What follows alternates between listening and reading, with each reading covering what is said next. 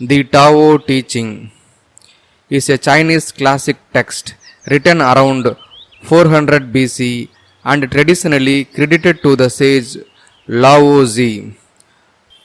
Though the text authorship, date of composition, and date of compilation are debated, the oldest excavated portion dates back to the late 4th century BC.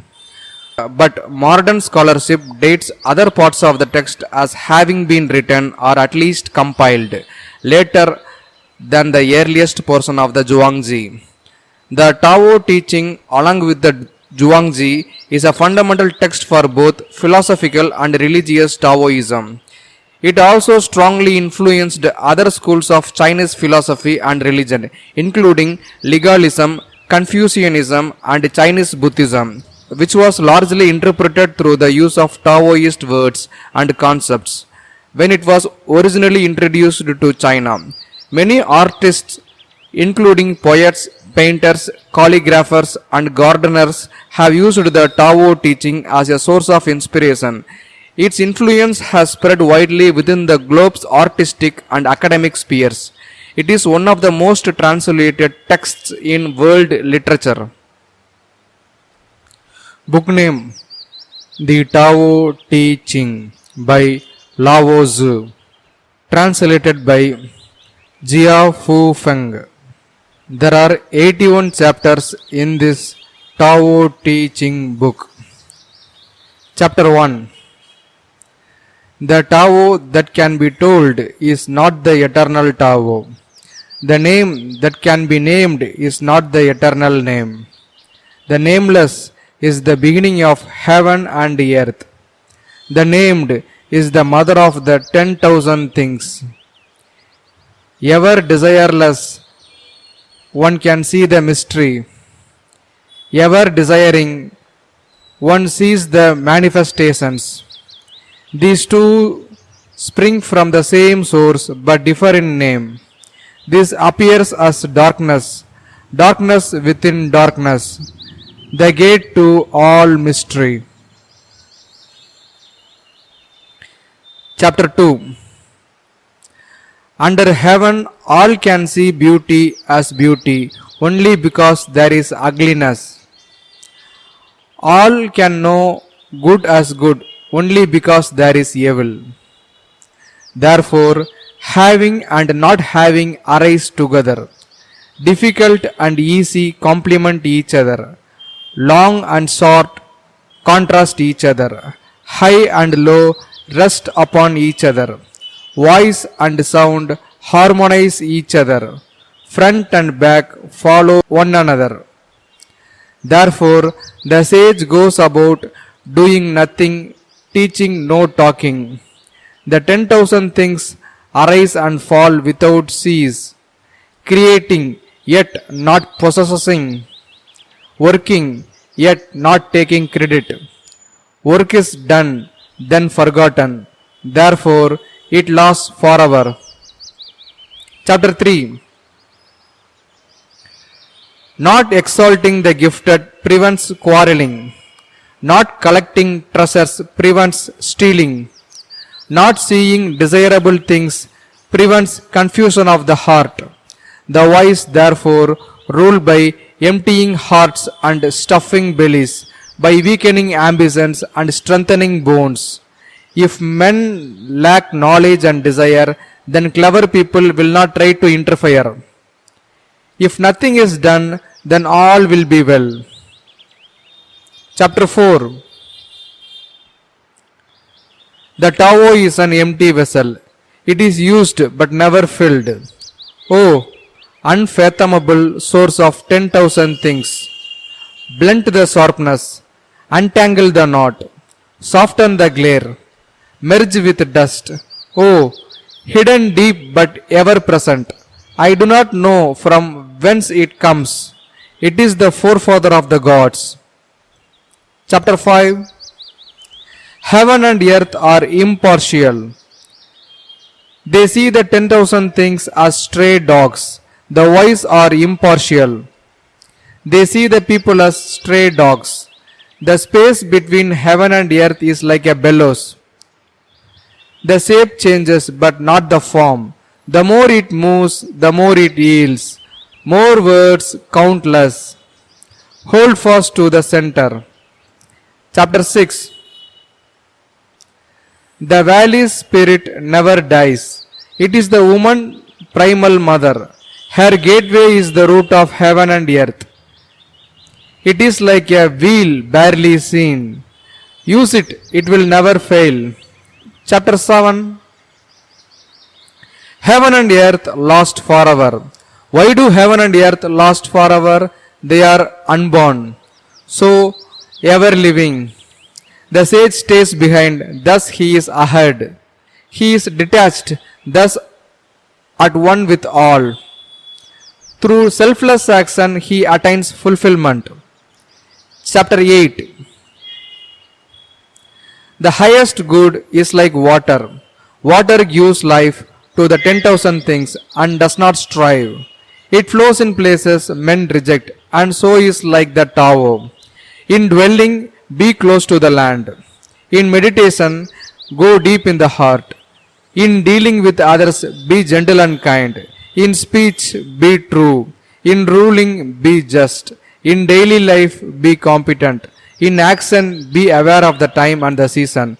No fight, no blame. Chapter 9.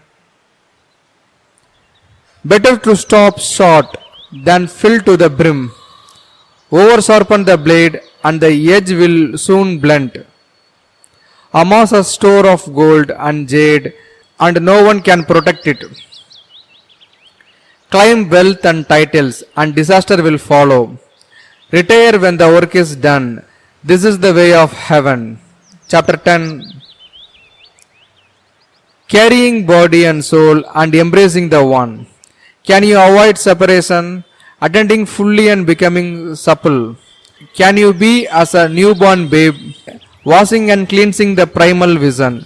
Can you be without stain, loving all men and ruling the country? Can you be without cleverness, opening and closing the gate of heaven?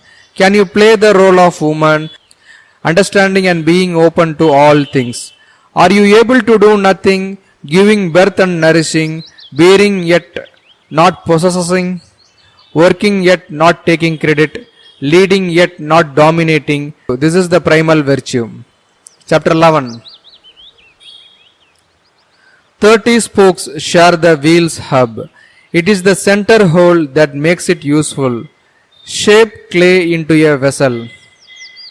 It is the space within that makes it useful. Cut doors and windows for a room. It is the holes which makes it useful. Therefore, benefit comes from what is there. Usefulness from what is not there. Chapter 12.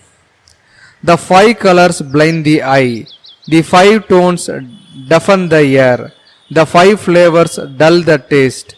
Racing and hunting madden the mind. Precious things lead one astray.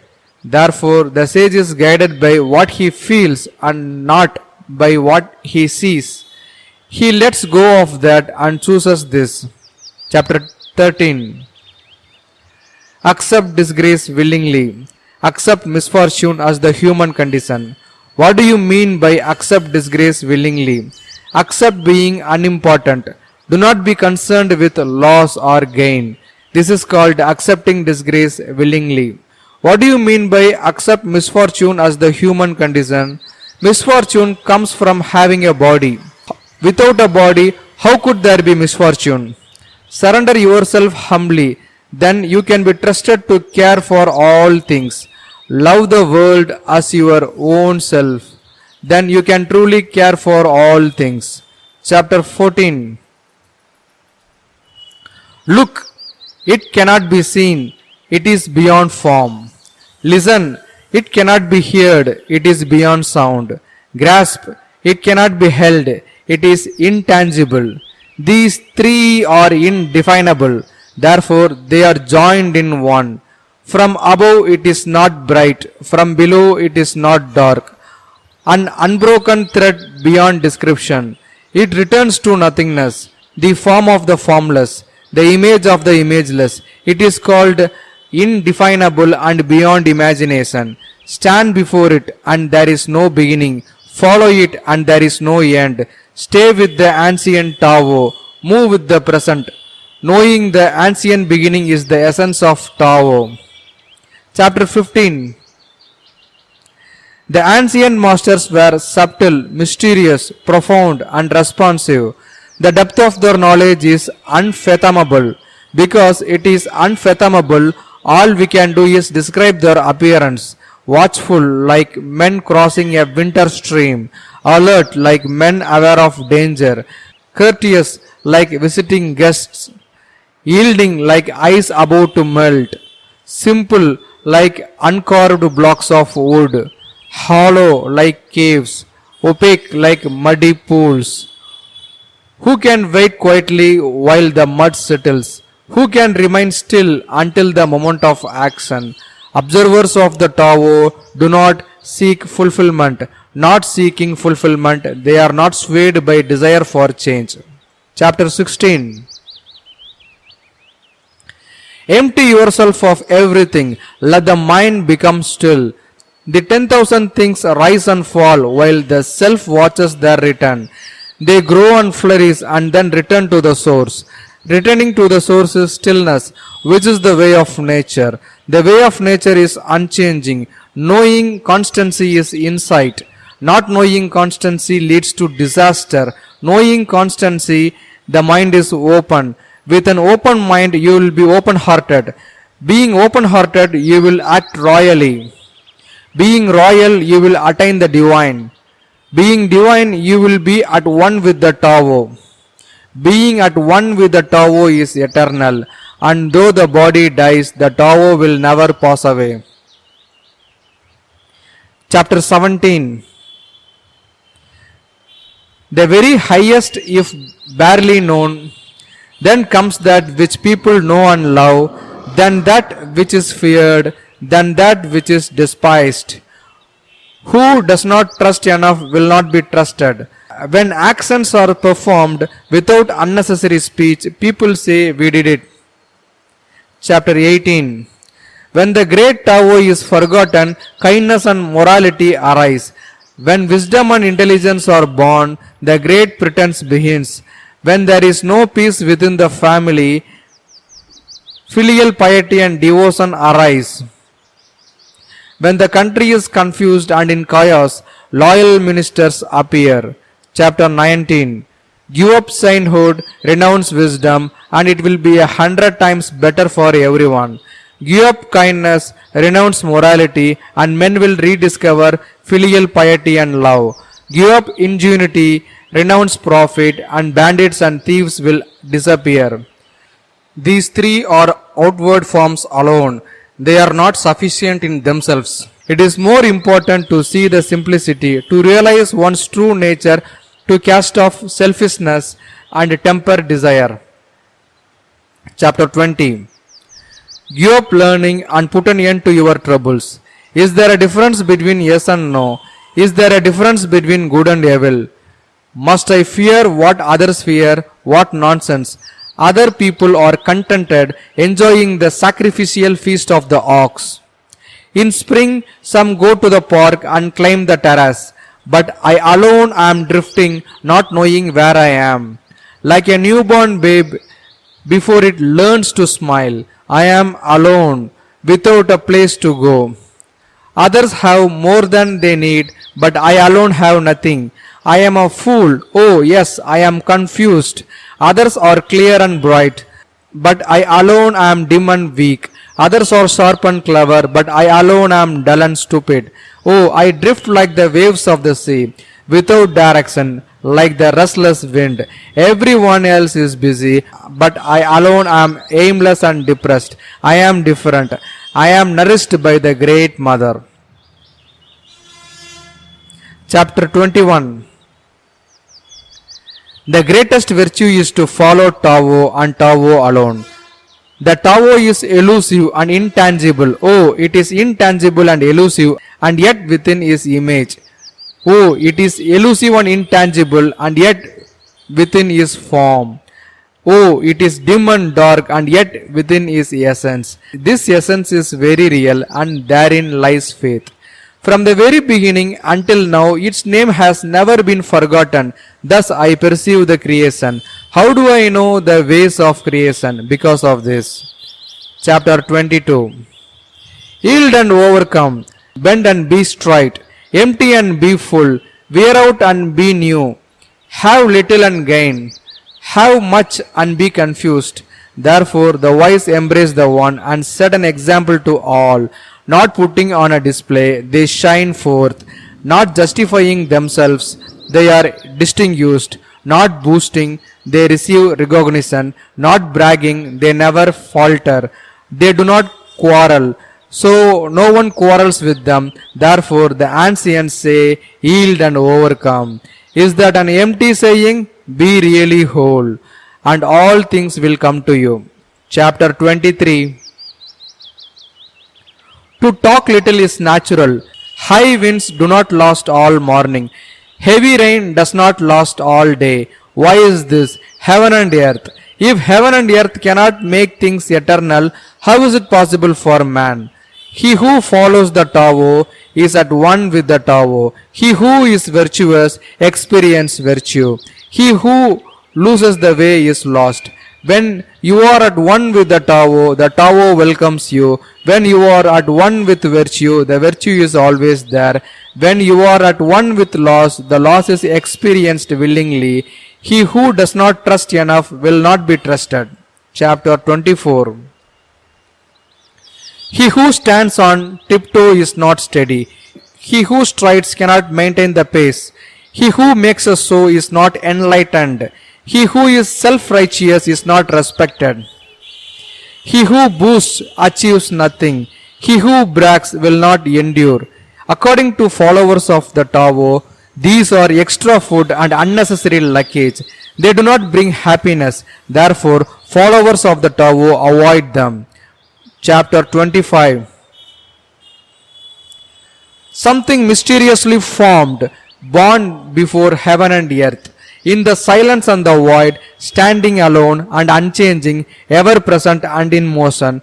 Perhaps it is the mother of 10,000 things. I don't know its name. Call it Tao. For lack of a better word, I call it great.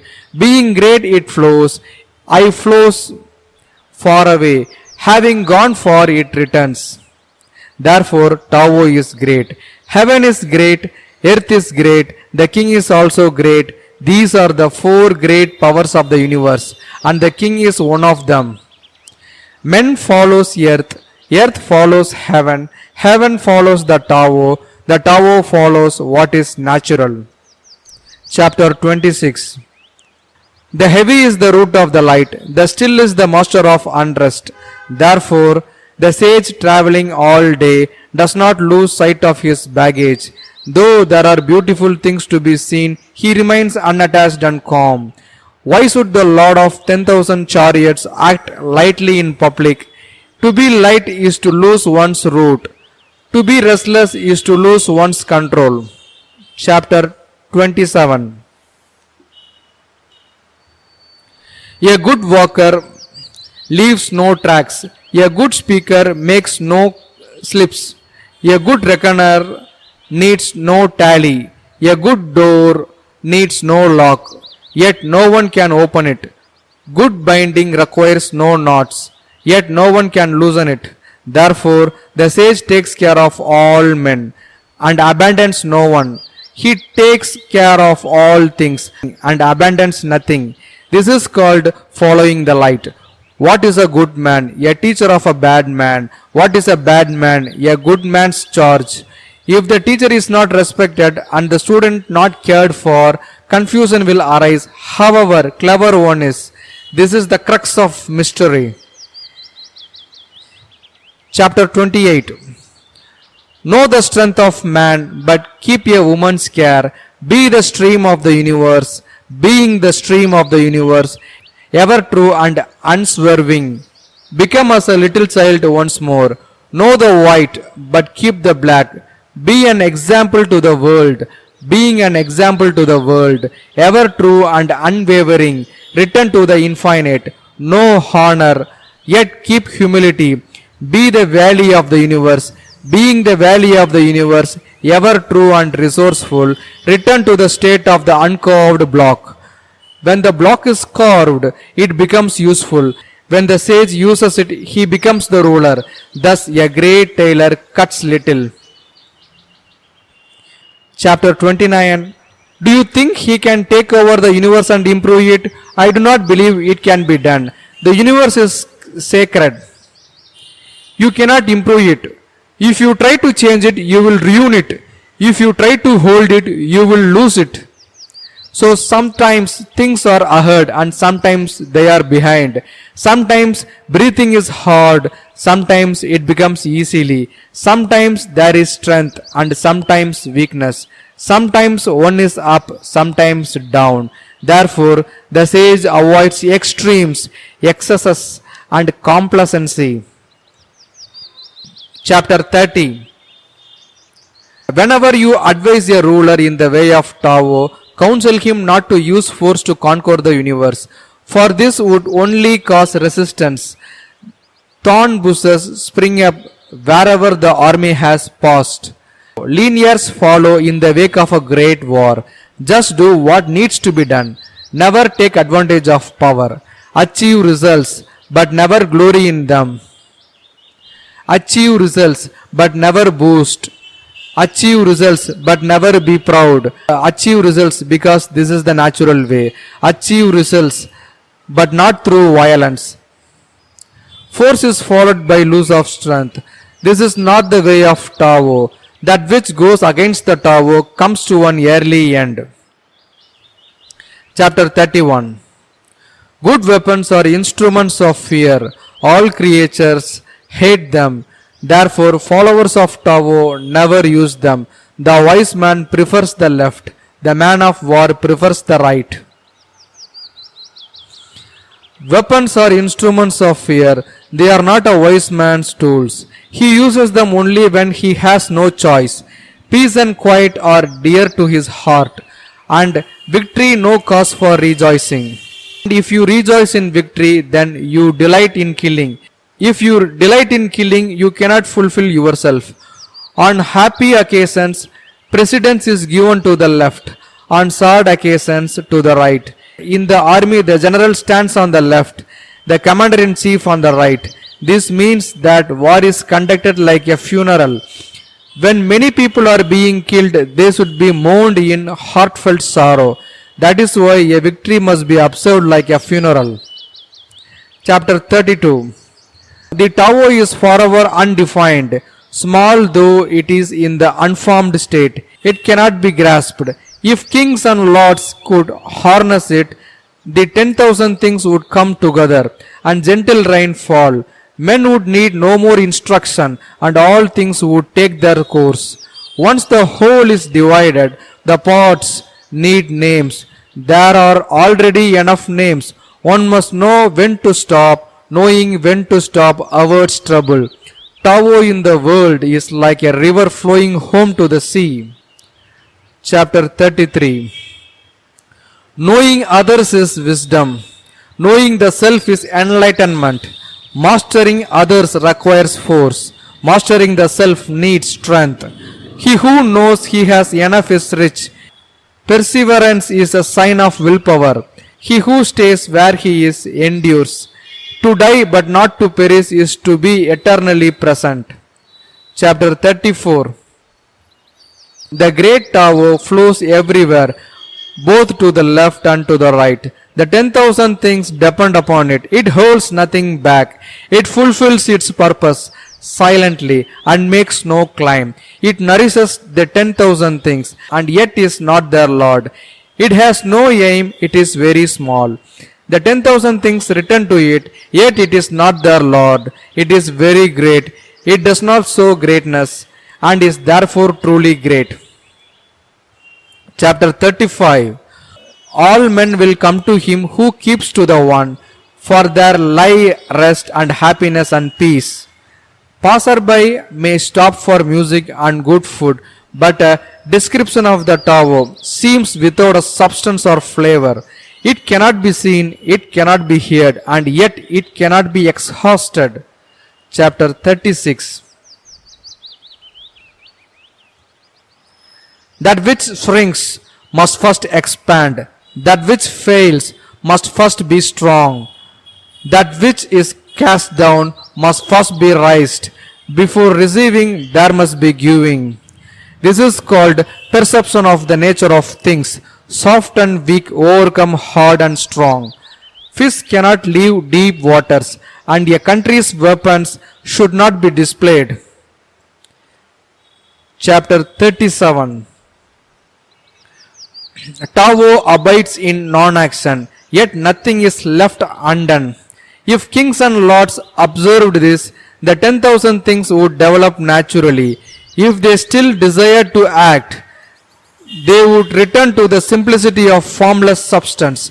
Without form there is no desire. Without desire there is tranquility. And in this way all things would be at peace. Chapter 38. A true good man is not aware of his goodness and is therefore good. A foolish man tries to be good and is therefore not good. A truly good man does nothing, yet leaves nothing undone. A foolish man is always doing, yet much remains to be done. When a true kind man does something, he leaves nothing undone. When a just man does something, he leaves a great deal to be done. When a disciplinarian does something and no one responds, he rolls up his sleeves in an attempt to enforce order. Therefore, when Tao is lost, there is goodness. When goodness is lost, there is kindness. When kindness is lost, there is justice. When justice is lost, there is ritual. Now ritual is the husk of faith and loyalty, the beginning of confusion. Knowledge of the future is only a flowery trapping of Tao. It is the beginning of folly. Therefore, the true great man dwells on what is real and not what is on the surface, on the fruit and not the flower. Therefore, accept the one and reject the other. Chapter 39. These things from ancient times arise from one. The sky is whole and clear. The earth is whole and firm. The spirit is whole and strong. The valley is whole and full. The 10,000 things are whole and alive. Kings and lords are whole, and the country is upright. All these are in virtue of wholeness. The clarity of the sky prevents its falling. The firmness of the earth prevents its splitting. The strength of the spirit prevents its being used up. The fullness of the valley prevents its running dry. The growth of the 10,000 things prevents their drying out. The leadership of kings and lords prevents the downfall of the country. Therefore, the humble is the root of the noble. The low is the foundation of the high. The princes and lords consider themselves orphaned, widowed, and worthless. Do they not depend on being humble? Too much success is not an advantage. Do not tinkle like jade or clatter like stone chimps. Chapter 40. Returning is the motion of the Tao. Yielding is the way of the Tao. The 10,000 things are born of being. Being is born of not being. Chapter 41. The wise student hears of the Tao and practices it diligently. The average student hears of the Tao and gives it thought now and again. The foolish student hears of the Tao and laughs aloud. If there were no laughter, the Tao would not be what it is. Hence, it is said, the bright path seems dim. Going forward seems like retreat. The easy way seems hard. The highest virtue seems empty. Great purity seems sullied. A wealth of virtue seems inadequate. The strength of virtue seems frail. Real virtue seems unreal. The perfect square has no corners. Great talents ripen late. The highest notes are hard to hear. The greatest form has no shape. The Tao is hidden and without name. The Tao alone nourishes and brings everything to fulfillment. Chapter 42. The Tao begot one, one begot two, two begot three, and three begot the 10,000 things. The 10,000 things carry yin and embrace yang. They achieve harmony by combining these forces. Men hate to be orphaned, widowed, or worthless, but this is how kings and lords describe themselves. For one gains by losing and loses by gaining. What others teach, I also teach, that is, a violent man will die a violent death. This will be the essence of my teaching. Chapter 43. The softest thing in the universe overcomes the hardest thing in the universe. That without substance can enter where there is no room. Hence I know the value of non-action. Teaching without words and work without doing are understood by very few. Chapter 44. Fame or self, which matters more? Self or wealth, which is more precious? Gain or lose, which is more painful? He who is attached to things will suffer much. He who saves will suffer heavy loss. A contented man is never disappointed. He who knows when to stop does not find himself in trouble. He will stay forever safe. Chapter 45. Great accomplishment seems imperfect, yet it does not outlive its usefulness. Gratefulness seems empty, yet cannot be exhausted. Great straightness seems twisted. Great intelligence seems stupid. Great eloquence seems awkward. Movement overcomes cold. Stillness overcomes heat. Stillness and tranquility set things in order in the universe. Chapter 46. When the Tao is present in the universe, the horses haul manure. When the Tao is absent from the universe, war horses are bred outside the city. There is no greater sin than desire, no greater curse than discontent, no greater misfortune than wanting something for oneself. Therefore, he who knows that enough is enough will always have enough. Chapter 47. Without going outside, you may know the whole world. Without looking through the window, you may see the ways of heaven. The farther you go, the less you know. Thus the sage knows without traveling. He sees without looking. He works without doing. Chapter 48. In the pursuit of learning, every day something is acquired. In the pursuit of Tao, every day something is dropped. Less and less is done until non-action is achieved. When nothing is done, nothing is left undone. The world is ruled by letting things take their course. It cannot be ruled by interfering. Chapter 49. The sage has no mind of his own. He is aware of the needs of others. I am good to people who are good. I am also good to people who are not good, because virtue is goodness. I have faith in people who are faithful. I also have faith in people who are not faithful, because virtue is faithfulness. The sage is shy and humble. To the world he seems confusing. Others look to him and listen. He behaves like a little child. Chapter 50. Between birth and death, 3 in 10 are followers of life. 3 in 10 are followers of death. And men just passing from birth to death also number 3 in 10. Why is this so? Because they live their lives on the gross level.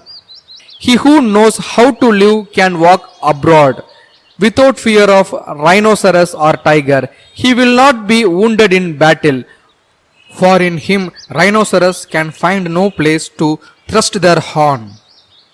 Tigers no place to use their claws, and weapons no place to pierce. Why is this so? Because he has no place for death to enter. Chapter 51. All things arise from Tao. They are nourished by virtue. They are formed from matter. They are shaped by environment. Thus, 10,000 things all respect Tao and honor virtue.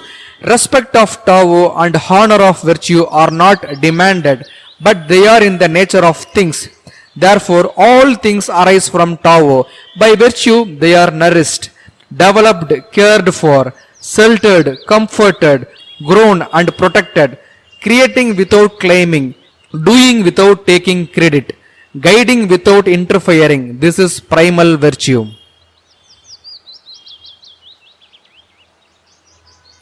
Chapter 52. The beginning of the universe is the mother of all things.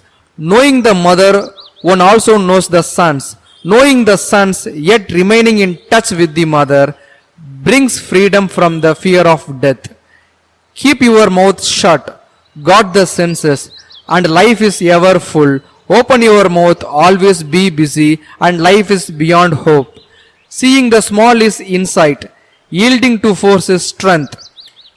Using the outer light, return to insight, and in this way be saved from harm. This is learning constancy. Chapter 53. If I have even just a little sense, I will walk on the main road, and my only fear will be of straying from it. Keeping to the main road is easy, but people love to be sidetracked. When the court is arrayed in splendor, the fields are full of weeds, and the granaries are bare. Some wear gorgeous cloths, carry sharp swords, and indulge themselves with food and drink. They have more possessions than they can use. They are robber barons. This is certainly not the way of Tao. Chapter 54. What is firmly established cannot be uprooted. What is firmly grasped cannot slip away. It will be honored from generation to generation. Cultivate virtue in yourself, and virtue will be real. Cultivate it in the family, and virtue will abound. Cultivate it in the village, and virtue will grow. Cultivate it in the nation, and virtue will be abundant. Cultivate it in the universe, and virtue will be everywhere. Therefore, look at the body as body, look at the family as family, look at the village as village, look at the nation as nation, look at the universe as universe. How do I know the universe is like this? By looking. Chapter 55. He who is filled with virtue is like a newborn child. Wasps and serpents will not sting him. Wild beasts will not pounce upon him. He will not be attacked by birds of prey. His bones are soft, his muscles weak, but his grip is firm. He has not experienced the union of man and woman, but is whole. His manhood is strong. He screams all day without becoming hoarse. This is perfect harmony. Knowing harmony is constancy. Knowing constancy is enlightenment. It is not wise to rush about. Controlling the breath causes strain. If too much energy is used, exhaustion follows. This is not the way of Tao. Whatever is contrary to Tao will not last long.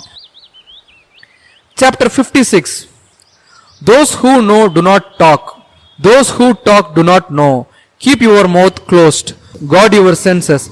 Temper your sharpness. Simplify your problems. Mask your brightness. Be at one with the dust of the earth. This is primal union. He who has achieved this state is unconcerned with friends and enemies, with good and harm, with honor and disgrace. This therefore is the highest state of man. Chapter 57.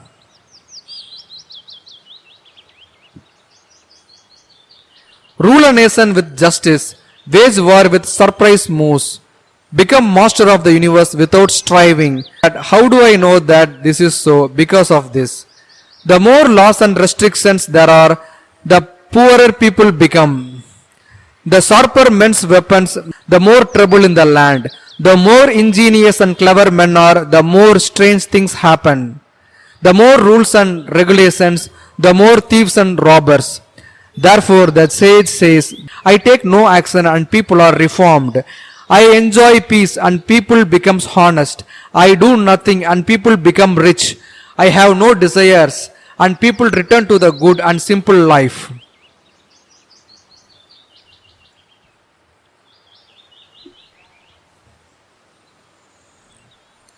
Chapter 58. When the country is ruled with a light hand, the people are simple. When the country is ruled with severity, the people are cunning. Happiness is rooted in misery. Misery lurks beneath happiness.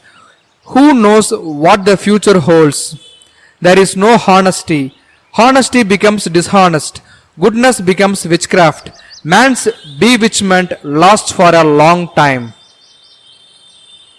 Therefore, the sage is sharp but not cutting, pointed but not piercing, straightforward but not unrestrained, brilliant but not blinding.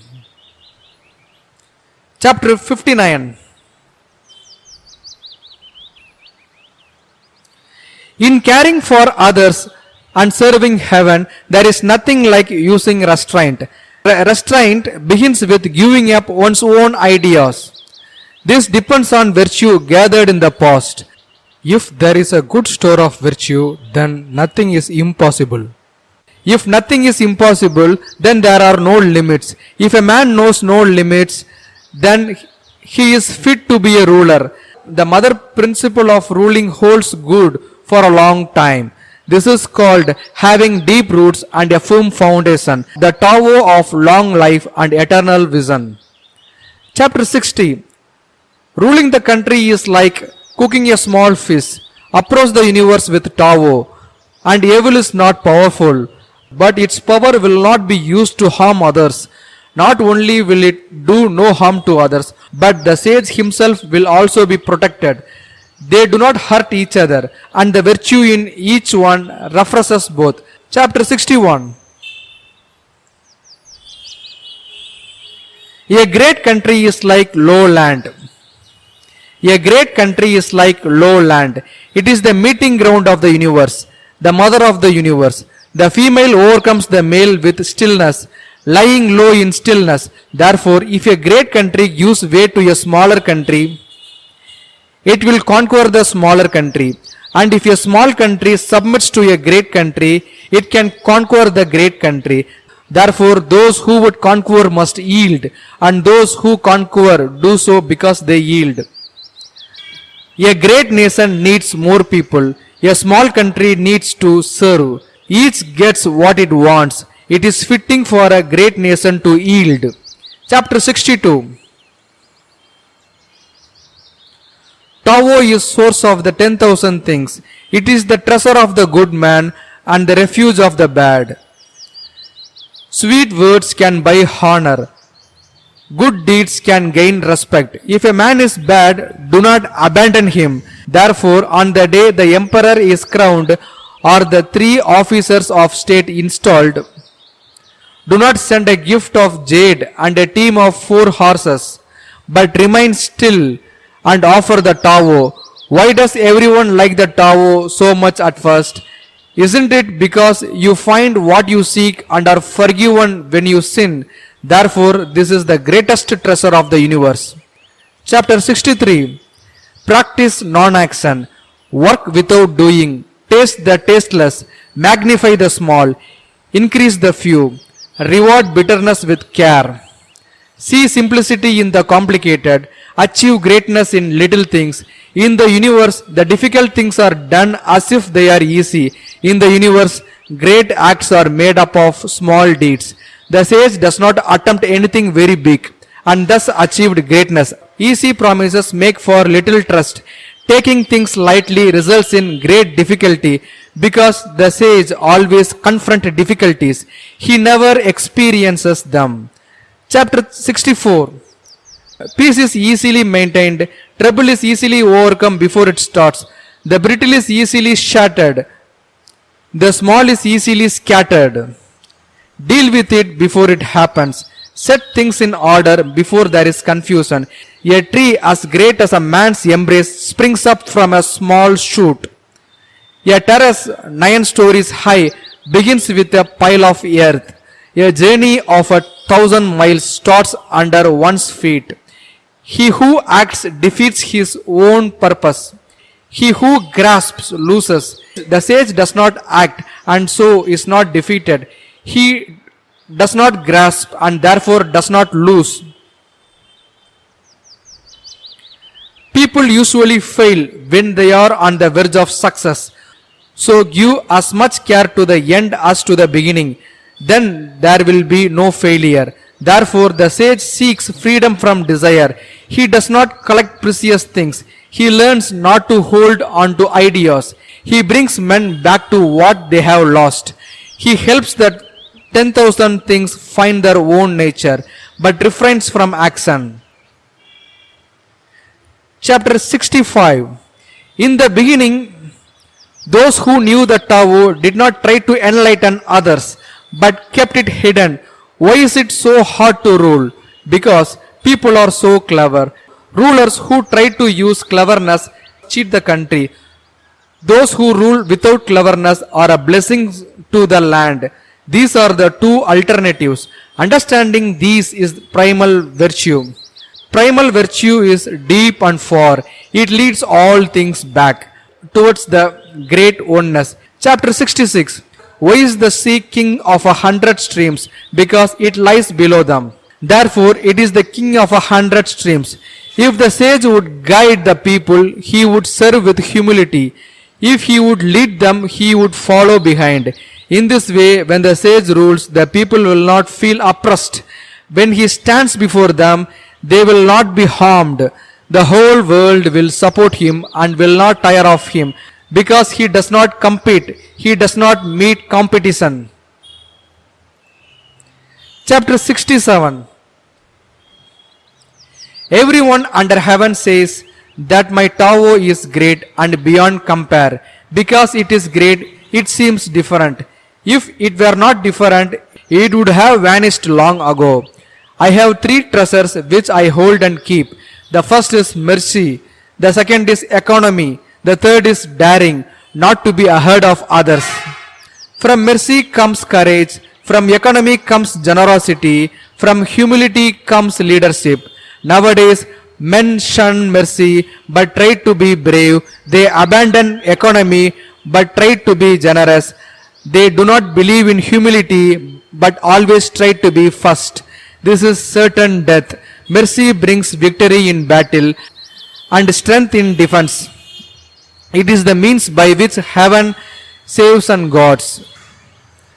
Chapter 68. A good soldier is not violent. A good fighter is not angry. A good winner is not vengeful. A good employer is humble. This is known as the virtue of not striving. This is known as ability to deal with people.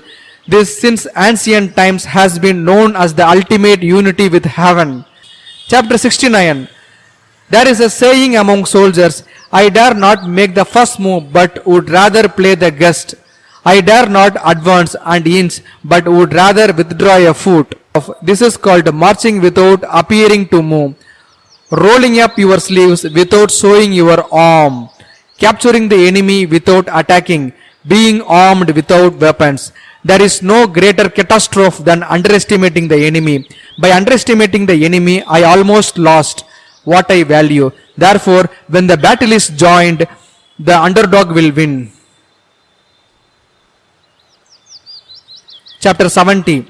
My words are easy to understand and easy to perform, yet no man under heaven knows them or practice them.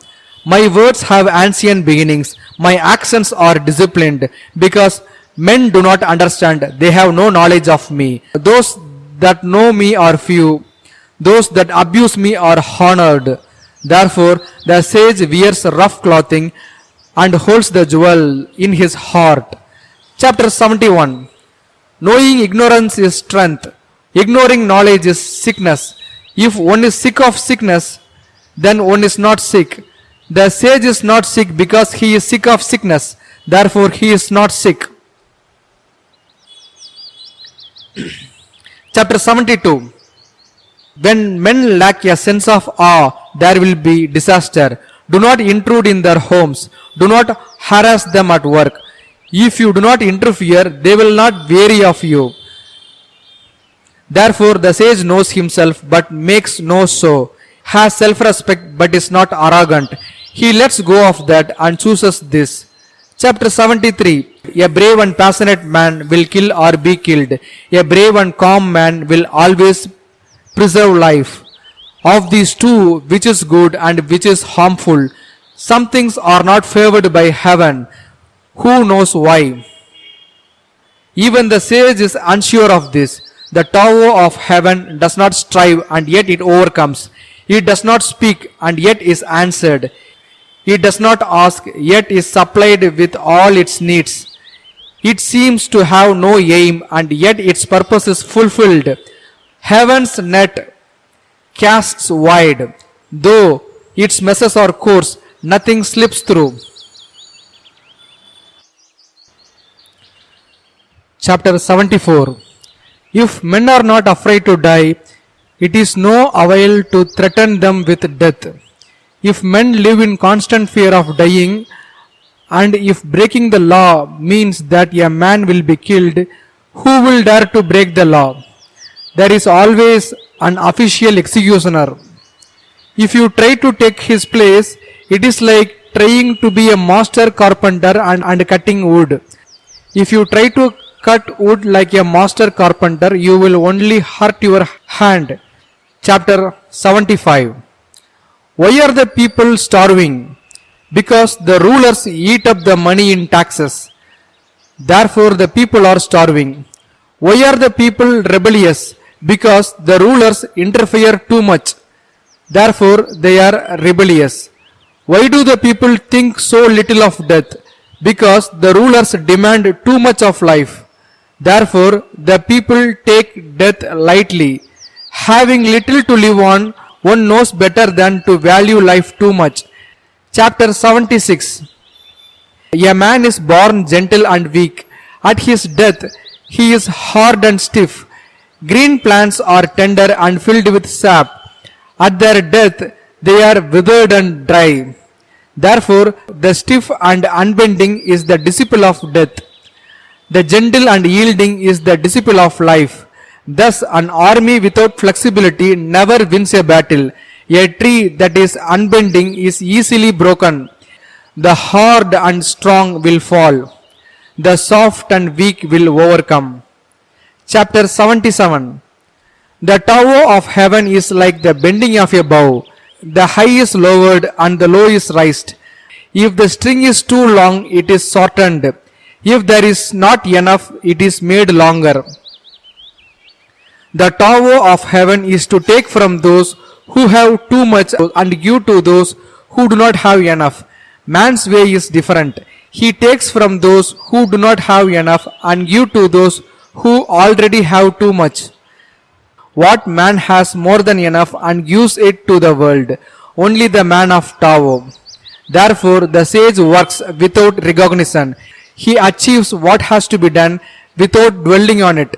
He does not try to show his knowledge. Chapter 78. Under heaven nothing is more soft and yielding than water. Yet for attacking the solid and strong nothing is better. It has no equal. The weak can overcome the strong. The supple can overcome the stiff. Under heaven everyone knows this. Yet no one puts it into practice. Therefore the sage says, he who takes upon himself the humiliation of the people is fit to rule them. He who takes upon himself the country's disasters deserves to be king of the universe. The truth often sounds paradoxical. Chapter 79. After a bitter quarrel, some resentment must remain. What can one do about it? Therefore the sage keeps his half of the bargain, but does not exact his due. A man of virtue performs his part, but a man without virtue requires others to fulfill their obligations. The tower of heaven is impartial. It stays with good men all the time. Chapter 80. A small country has fewer people, though there are machines that can work 10 to 1,000 times faster than man. They are not needed. The people take death seriously and do not travel far. Though they have boats and carriages, no one uses them. Though they have armor and weapons, no one displays them.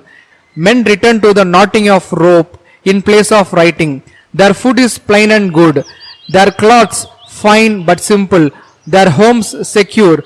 They are happy in their ways, though they live within sight of their neighbors, and crowing cocks and barking dogs are heard across the way, yet they leave each other in peace while they grow old and die. Chapter 81. Truthful words are not beautiful. Beautiful words are not truthful. Good men do not argue. Those who argue are not good. Those who know are not learned. The learned do not know. The sage never tries to store things up. The more he does for others, the more he has. The more he gives to others, the greater his abundance. The tower of heaven is pointed but does no harm. The tower of the sage is work without effort.